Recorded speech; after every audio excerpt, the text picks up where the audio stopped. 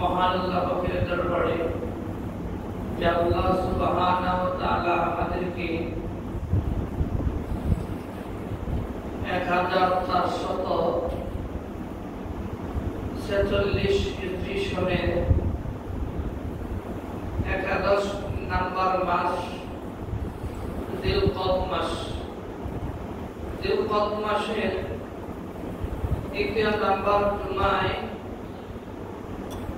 আল্লাহ সুবহানাহু ওয়া তাআলা আমাদেরকে সুস্থতার নিয়ামত দিয়ে রহমতের চাদর দ্বারা পেঁচিয়ে আল্লাহ সুবহানাহু ওয়া তাআলা পছন্দনীয় ঘর মসজিদে আসার তৌফিক দান করেছেন। পাশাপাশি কোরআন ও সুন্নাহ থেকে কথাবার্তা শোনার তৌফিক দান করেছেন। এজন্য আমরা সকলে জবান খুলে আওয়াজ পড়ে শুকর আদায় করে বলি আলহামদুলিল্লাহ। মুহতারাম হাজিরিন, আমরা আলোচনা শুনছি সূরা আলী ইমরান এর 96 নম্বর আয়াতের ব্যাখ্যা সম্পর্কে আলোচনা শুনছি, তাফসীর সম্পর্কে আলোচনা শুনছি। এই আয়াতের মধ্যে আল্লাহু কারীম 3টি বিষয় তুলে ধরেছেন। 1 নম্বর বিষয় হচ্ছে পৃথিবীর মধ্যে প্রথম ঘর ইবাদতের ঘর, পবিত্র কাবা ঘর, এটা মক্কায় অবস্থিত। 2 নম্বর বিষয় হচ্ছে এই ঘরটা হচ্ছে বরকতময় ঘর, এই ঘরটা হচ্ছে কল্যাণের আধার। প্রিয় হাজিরিন, এই 2 বিষয়ের আলোচনা আমরা গত জুমাগুলোতে আলোচনা শুনেছি। 3 নম্বর বিষয় হচ্ছে এই গৃহটা হচ্ছে হেদায়েতের মারকাজ, হেদায়েতের কেন্দ্র, হেদায়েতের গুদাম। এই ব্যাপারে আল্লাহ সুবহানাহু ওয়া তাআলা বলেন ওয়া হুদাল লিল আলামিন। আল্লাহু কারীম তিনি বলেন এই গৃহটা হচ্ছে সারা পৃথিবীর মানুষের জন্য, এটা হচ্ছে হেদায়েতের কেন্দ্র এবং মারকাজ গুদাম। সুবহানাল্লাহ। আমাদের পরিষ্কার হলো মানুষ সৃষ্টির আগে আল্লাহ সুবহানাহু ওয়া তাআলা ইবাদতের ঘর, বরকতের ঘর, হেদায়েতের ঘর আল্লাহ বানাইছে। পৃথিবীর বাসীর জন্য এই ঘরটা হচ্ছে হেদায়েতের মারকাজ এবং কেন্দ্র। এই জায়গায় একটি প্রশ্ন হতে পারে যে আল্লাহ সুবহানাহু ওয়া তাআলা তিনি যে বলেছেন এই ঘরটা হচ্ছে হেদায়েতের কেন্দ্র, মারকাজ সারা পৃথিবীর মানুষের জন্য, এই ঘরের মধ্যে হারামের সীমানার মধ্যে এই ধর্মীদের প্রবেশ নিষেধ কেন? এই প্রশ্নের জবাবটা সুন্দরভাবে ডক্টর জাকির নায়েক দিয়েছিলেন। জবাবটা খুব সুন্দর। জবাবটা হচ্ছে এই যে এই বাংলাদেশের মধ্যে সৈনিকরা আছে, সেনাবাহিনী আছে। তো এই সেনাবাহিনীর কিছু জায়গা আছে একমাত্র এই সেনাবাহিনীরাই প্রবেশ করতে পারবে, আর কেউ পারবে না। ঠিক না ঠিক? তো এখানে সেনাবাহিনীরা এলাও, অন্যরা এলাও। ঠিক তেমনি ভাবে এই খানায় কাবা শুধু মুসলমানরা হচ্ছে আল্লাহর সৈনিক, তারা এখানে এলাও, বাকিরা এলাও না। বিধর্মীদের কোনো এলাও।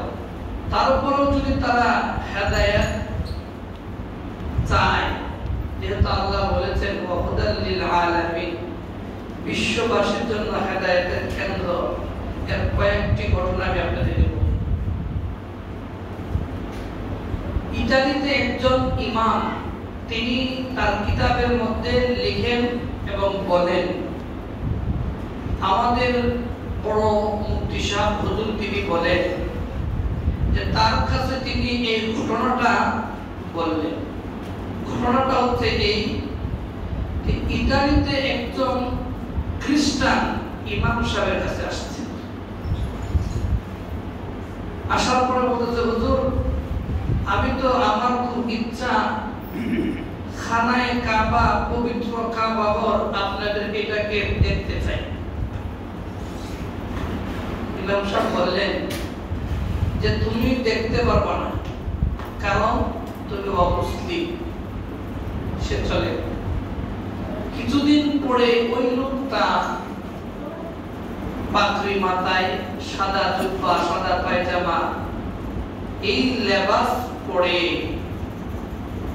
হুজুরের কাছে আসছে।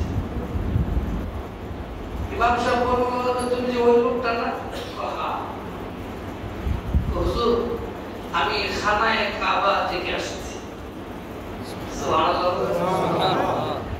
যখন আমি আমার পাসপোর্টে নাম পরিবর্তন করেছি, বিবির নামও পরিবর্তন করেছি, ইসলামী নাম দিয়েছি, দেওয়ার পরে আমরা যখন খানায় কাবার সীমানা ঢুকলাম, খানায় কাবা দেখলাম, দেখার সাথে সাথেই আমাদের শরীরের মধ্যে একটা ঝাঁকি মারছে। যারা হজে গেছেন তাদের কাছে জিজ্ঞাসা দেখেন, এই জায়গায় সীমানায় ঢুকলে দুনিয়া কোনো খেয়াল থাকে? ঠিক না ঠিক? ওই ঝাঁকিটা যখন মারছে, তখন আমি তাকাই বুঝতে পারছি ইসলাম হক, কোরআন হক, কাবা হক, মুসলমানদের সব হক। সেইখানে আমরা সপরিবারে মুসলমান হয়ে গেছি। আর এই কথাটাই আল্লাহ বলেন, ওয়াহুদাল লিল আলামিন, সারা পৃথিবীর মানুষের জন্য এটা হচ্ছে হেদায়েতের কেন্দ্র এবং মার্কাজ। আরেকটি ঘটনা শুনুন। আমাদের পাশের দেশ ইন্ডিয়া, এই জায়গায় একজন বড় আলেম ছিলেন মাওলানা কালিম সিদ্দিকী, বড় বুজুর্গ ছিলেন। তার কাছে এক যুবক ছেলে মুসলমান হয়েছে, হিন্দু থেকে মুসলমান হয়েছে।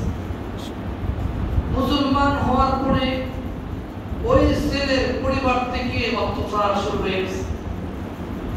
আর এই ছেলে তার নিয়ত হচ্ছে, আমি মুসলমান হয়েছি, আমি যত টাকা ইনকাম করব, উপার্জন করব, ওই টাকা দিয়ে প্রথমে হবে আমি খানায় কাবা দেখব। বলে সুবহানাল্লাহ। সে এইভাবে ইনকাম করতে করতে, আর আমাদের চিন্তা চেতনা কিভাবে বাড়ি করব, গাড়ি করব, ঠিক না বেঠিক? আর তার চিন্তা হচ্ছে আমি আল্লাহর ঘর, কাবা ঘর আমি দেখব। সে এই টাকা উপার্জন করে সে চলে গেছে খানায় কাবা। যাওয়ার পরে সে আবার ফিরে আসছে, ব্যাক করছে। এমনকি সে তার পরিবারকে দিনের দাওয়াত দিচ্ছে, গ্রহণ করে নেয়, আর অত্যাচার করে। যখন সে হজ করে আসলো, হজ করে আসার পরে তার পিতা গভীর রাত্রে আয়েশা তাকে ডাকতেছে, বলে সুবহানাল্লাহ। ডাকার পরে বলতেছে, বাজার ছেলে তো বাবা আমি যাই তার দোয়ারের দিনের দাওয়াত দিতে, সে কবুল করে না, আজকে আমার কাছে আসছে। তখন ছেলেকে প্রশ্ন করে যে বাজার তুমি কি হজ করে বলে আসছো? তো হ্যাঁ, আমি হজ করে আসছি। তোমার কাছে কি মদিনা শরীফের, মক্কা শরীফের জমজমের পানি আছে? আছে। দাও তো। জমজমের পানি খাওয়ার পরে সে বলল যে বাজার আমার শরীরে আমাদের একটা চাকরি মারছে। জমজমের বরকত আসতেছে, পরের সপ্তাহে আসবে। এরপর বাবা তুমি কি মদিনা শরীফের খেজুর নিয়ে আসছো? হ্যাঁ, নিয়ে আসছি। এই জমজমের পানি আর খেজুর খাওয়ার সাথে সাথে তার সব পরিবারে মুসলমান হয়ে গেছে। এই কথাটাই আল্লাহ বলেন ওয়াবদাল লিল আলামিন। এইগুলো তো দুইটা উদাহরণ দিলাম, এখন বাস্তব একটা উদাহরণ। আমাদের এই মসজিদের এই মুসল্লি, নাম বলছি না, সে উমরা করে আসছে। উমরা করে আসার পরে তার অসুস্থতা দেখা দিচ্ছে, ব্লক, বুকের মধ্যে ব্লক। আমাকে বলে যে হুজুর ব্লক তো দেখা দিচ্ছে, কিন্তু আমার কাছে 2-3 লাখ টাকা আছে, চিকিৎসা করা যাবে। আমি নিয়ত করেছি যেহেতু খানায় কাবা দেখছি, আমার এত মহব্বত লাগছে, ঘুমাইতে গেলেও এটা বাসে, ঠিক না বেঠিক, ঘুরতে গেলেও বাসে, হাঁটতে গেলেও বাসে। এর কিন্তু আশ্চর্য কোনো জিনিস নাই, একটা কাবা ঘর সাদা সাদা করে আছে। আমার ইচ্ছা আমি এই চিকিৎসা না করে মরে তো যাবই, এবং খানায় কাবা আবার দেখবো এই টাকা। আমি বললাম দেখেন আপনার নিয়ত পাকা, সমস্যা নাই, কিন্তু নফলের জন্য শরীরকে কষ্ট দেওয়া ঠিক না। আপনি চিকিৎসা করেন, এরপর টাকা উপার্জন করে পারলে যাবেন। সে এখন চিকিৎসা করছে, সুস্থ, টাকা উপার্জন করছে। আমার প্রশ্ন হচ্ছে যে ওয়াবদাল লিল আলামিন, আল্লাহ যে বললেন এটা হেদায়েতের কেন্দ্র এবং মারকাজ। যারা একবার যায় তারা বারবার এখানে যাওয়ার জন্য প্রস্তুত হয়ে যায়, বলেন সুবহানাল্লাহ। এমনকি গ্রামে গঞ্জে শুনবেন ভিটা মাটি বিক্রি করে তারা যেতে চায়, এবং দুনিয়া যা আছে সব ছেড়ে এখানে চলে যেতে চায়। এইগুলো সংক্ষিপ্ত আকারে 3 নাম্বার বিষয়ের আলোচনা। 4 নাম্বার বিষয় হচ্ছে 3 নাম্বার বিষয়ের আলোচনা। এর পরের শব্দে আল্লাহ সুবহানাহু ওয়া তাআলা তিনি বলেন ফীহি আয়াতুম বাইয়িনাতুম মাকামু ইব্রাহিম। তো এই খানায়ে কাবার আশপাশে এবং তাতে রয়েছে স্পষ্ট নিদর্শন সমূহ, বলেন সুবহানাল্লাহ। এর অনেকগুলো নিদর্শন আছে, এর মধ্যে আজকে 12টা নিদর্শনের কথা বলবো। ওই নিদর্শন সমূহের মধ্যে অন্যতম নিদর্শন হচ্ছে মাকামে ইব্রাহিম। আওয়াজ করে বলি সুবহানাল্লাহ। মাকামে ইব্রাহিম তা কাকে বলে? তো যে পাথরটার মধ্যে দাঁড়িয়ে ইব্রাহিম আলাইহিস সালাম কাবা ঘরের এর ভিত্তি পুনর্নির্মাণ করেছিলেন। আমরা জানি ইতিহাসটা যে কাবা ঘর যখন তিনি পুনর্নির্মাণ করেন, ভিত উঁচু করছেন, দেওয়াল উঁচু করছেন, তখন হাতের নাগালে চলে গেল। চলে যাওয়ার পরে সে কিভাবে আর এই ভিত উঁচু করবে, ভিত্তি কেমনে উঁচু করবে? আল্লাহ সুবহানাহু ওয়া তাআলা জান্নাত থেকে পাথর দিয়ে দিলেন, এই পাথরটার নাম হচ্ছে মাকামে ইব্রাহিম। সুবহানাল্লাহ। ওই পাথরটা কটু উঠে যেত, কটু নেমে যেত, আর যখন তিনি দাঁড়াইতেন তখন ওই পাথরটা তাকে নরম হয়ে যেত, বলেন সুবহানাল্লাহ। এই পাথরটা এখনো খানায়ে কাবার আছে। এটা তো জান্নাতি পাথর, 1 নাম্বার নিদর্শন। তো এই পাথরের ব্যাপারে ইসলামের দ্বিতীয় খলিফা উমর রাদিয়াল্লাহু তাআলা তিনি বলেন, আমি আল্লাহ রাসূলকে বললাম, আল্লাহ রাসূল, আমার মন চায় ওই মাকামে ইব্রাহিমটাকে মুসল্লা বানাইতে, নামাজের স্থান বানাইতে। আল্লাহ রাসূল বলেন, তুমি যে এই কথা বলছো এই ব্যাপারে আমার রবের পক্ষ থেকে কোনো ওহী আসে নাই। সঙ্গে সঙ্গে আল্লাহ সুবহানাহু ওয়া তাআলা আয়াত নাযিল করে দিয়েছেন। আয়াতটা কি? সূরা বাকারার 125 নম্বর আয়াত বলে, ওয়াত্তাখিযু মিন মাকামি ইব্রাহিমা মুসাল্লা। আমি আল্লাহ নির্দেশ দিলাম তোমাদেরকে, তোমরা মাকামে ইব্রাহিমটাকে নামাজের মুসল্লা বানায়া দাও, নামাজের স্থান বানায়া দাও। সুবহানাল্লাহ।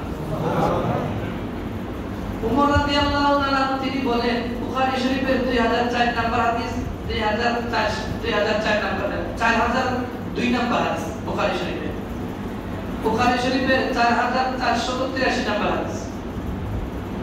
এই হাদিসের মধ্যে উমর রাদিয়াল্লাহু তাআলা তিনি বলেন, এই হাদিসের মধ্যে তিনটা বিষয় আমি মত প্রকাশ করেছি আর এই মতের সাথে আল্লাহর মত মিলে গেছে। সুবহানাল্লাহ। আওয়াজ করে বলুন সুবহানাল্লাহ। তো আমি মত প্রকাশ করছি, এই মতের সাথে মত মিলে গেছে। উমর রাদিয়াল্লাহু তাআলার পক্ষে তিনি যেটা চাইছেন এরকম মত 6টা মত আল্লাহর মতের সাথে মিলে গেছে। সুবহানাল্লাহ। এই জন্য আল্লাহ রাসূল বলেন উমরের ব্যাপারে, তিরমিজি শরীফের হাদিস 3683 নম্বর হাদিস, আল্লাহ রাসূল বলেন, লাউ কানা বা'দি নাবিয়্যুন লাকানা উমর ইবনুল খাত্তাব। আমার পরে যদি কেউ নবী হইতো তাহলে উমর নবী হইতো। সুবহানাল্লাহ।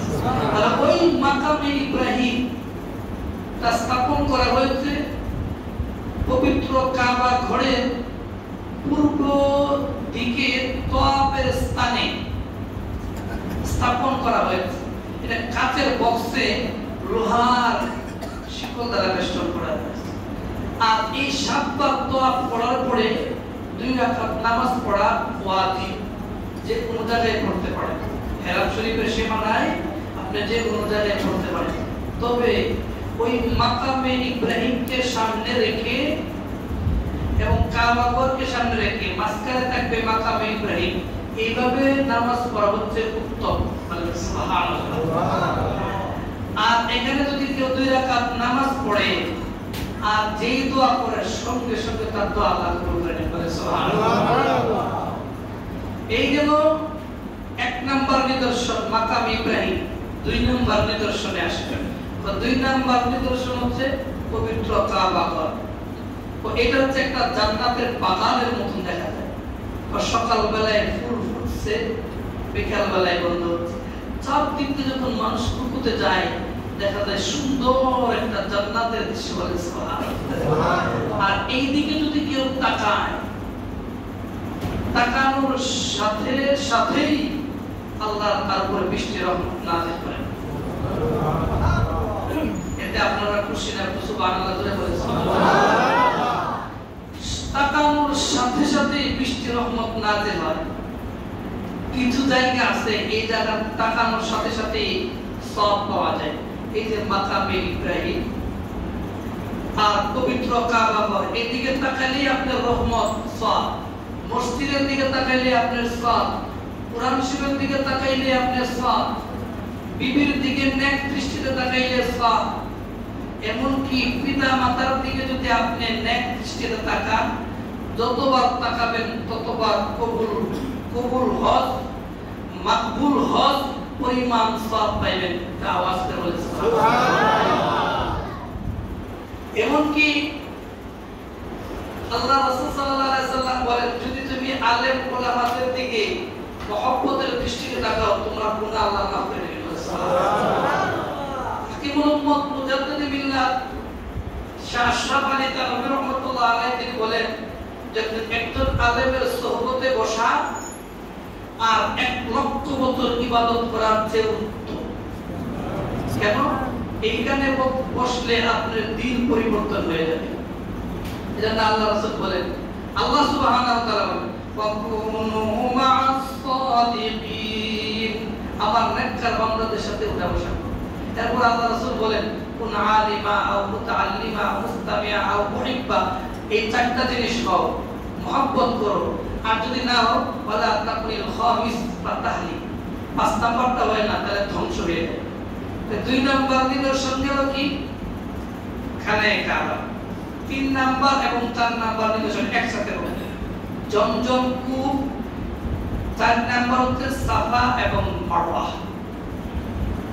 জমজম কূপ এটা এমন একটা নিদর্শন, ইব্রাহিম আলাইহিস সালাম যখন তার বিবি হাজরা আলাইহিস সালাম এবং তার পুত্র ইসমাঈল আলাইহিস সালামকে রেখে আসলেন, জনমানবহীন এলাকা, কোনো কিছু নাই, মানুষ নাই, কিছু নাই, রেখে আসতেন কিছু খেজুর আর 1 বোতল পানি।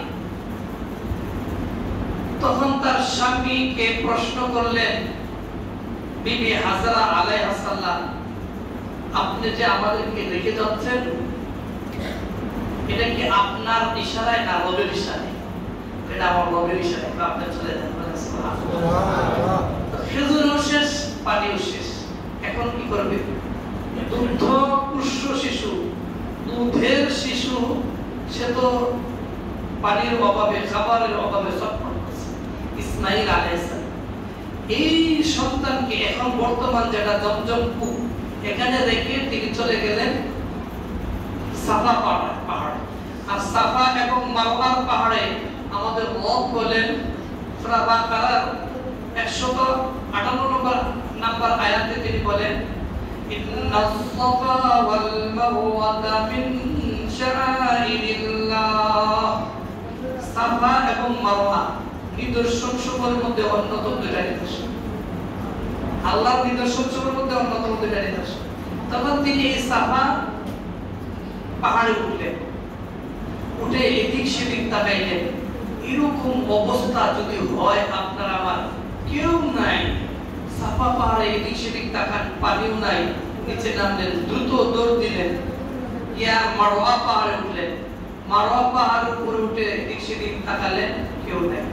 ওই যে দৌড়টা দিলেন, আল্লাহ বলেন বিবি হাজরা তোমার এই দৌড় আমার কাছে এত পছন্দ হয়েছে, ও কিয়ামত পর্যন্ত আমার যত বন্ধুরা মুমিন বান্দারা এখানে আসবে তাদের উপরে ওয়াজিব করে দিলাম এই সাফা মারওয়া সাই করা। বলে সুবহানাল্লাহ, ওয়াজিব করে দিলাম। তো তিনি যখন এই 3-7 বার তাওয়াফ করার পরে গেলেন, যাওয়ার পরে জমজম যাওয়ার পরে দেখলেন ইসমাঈল আলাইহিস সালামের পায়ের গোড়ালি থেকে ঝর্ণা প্রবাহিত হচ্ছে। সুবহানাল্লাহ, ওই ঝর্ণা প্রবাহিত হচ্ছে, পানি প্রবাহিত হচ্ছে। তিনি কি করছেন? বালু দিয়ে বাদ দিলেন। বাদ দেওয়ার সময় তিনি শব্দ ব্যবহার করলেন জমজম, থামো থামো। এতে কি হয়ে গেলেন? জমজম কূপ। তো এই জমজম কূপ আজ থেকে 6,500 বছর আগ থেকে চলতেছে, তো একটা পানিও কমে নাই। বলে সুবহানাল্লাহ, 6,500 বছর আগ থেকে চলতেছে। তো দেখুন ইব্রাহিম আলাইহিস সালামের পদচিহ্নের বরকত হচ্ছে মাকাম ইব্রাহিম, ইসমাঈল আলাইহিস সালামের পদচিহ্নের বরকত হচ্ছে জমজম কূপ, আর তার ইব্রাহিম আলাইহিস সালামের বিবি হাজরা আলাইহিস সালামের পদচিহ্নের বরকত হচ্ছে সাফা মারওয়া। তো এই জমজম কূপের ব্যাপারে একটু বরকত বলি। বুখারী শরীফের 3396 নম্বর 3364 নম্বর হাদিস বুখারী শরীফে আল্লাহ রাসূল বলেন ওই বিবি হাজরা যদি এই কূপটাকে, এই জমজমের পানিকে বাদ না দিতেন সারা পৃথিবী মহা প্লাবন হয়ে যেত। বলেন সুবহানাল্লাহ। তো এই পানির মধ্যে কি আছে জানেন? আল্লাহ রাসূল সাল্লাল্লাহু আলাইহি সাল্লাম বলেন যে এই পানির মধ্যে মুস্তাদরাকুল হাকিমের মধ্যে আসছে মাউ জমজমা লিমা শুরিবালা, এই পানি যে উদ্দেশ্যে পান করা হবে আল্লাহ সুবহানাহু ওয়া তাআলা তার সেই উদ্দেশ্য কবুল করবেন। সুবহানাল্লাহ। তো যে এই পানিটা যে নিয়তে পান করবে সেই নিয়তে আল্লাহ কবুল করবেন। আরেক হাদিসের মধ্যে আসছে আল্লাহ রাসূল বলেন মা ও জমজমা ফিহি তাআমুম মিনাত তু'মি ওয়া শিফাউম মিনাস সুকমি। তো এই পানির মধ্যে খাদ্যের এবং পিপাসা নিবারণ করার শক্তি আছে এবং রোগ থেকে বালা মুসিবত থেকে আপনার রোগকে সেবা দান করার শক্তি আল্লাহ দিয়ে দিয়েছেন। বলে সুবহানাল্লাহ। শুনুন, এই পানি পান করে অনেক মানুষ সুস্থ হয়ে গেছে। নদীর আছে অনেক দুইটা ঘটনা আমি বলবো। মক্কার মধ্যে এক লোক আটার গুল খাইছে। আটার গুল খাওয়ার পরে এই আটার গুলের মধ্যে একটা সুই ছিল। সে খাওয়ার পরে এই গলার মধ্যে আড়াআড়ি ভাবে লেগে গেছে। এমন ভাবে সে লাগছে তুলতেও পারে না, কিছু করতে পারে না। অপারেশন করার সময় তো তখন ছিল না, যে তো এইভাবে হা হা করে আসছে। এরপরে একজন লোক তাকে বললো, তুমি যে এত কষ্ট করতেছ, তুমি এক ফোঁটা জমজমের পানি পান। ওই লোকটা বললো, আমি জমজমের পানি পান করার সাথে সাথে আমার সুই ভালো হয়েছে। ওই সুই চলে গেছে। বলে সুবহানাল্লাহ। আরেকটি ঘটনা শুনুন। এক লোক সমুদ্রের মধ্যে আছে, লোহিত সাগরে এমন ঢেউ আসছে, তখন এই জমজমের পানি ছিটে আসছে, ঢেউ বন্ধ হয়ে গেছে। সুবহানাল্লাহ। হাদিসের মধ্যে আসছে, যদি কোনো ব্যক্তি এই জমজমের পানি মাথার মধ্যে 3 বার দেয়, আল্লাহ তার জীবনে অপমান করে না। সুবহানাল্লাহ। জমজমের পানি যদি কেউ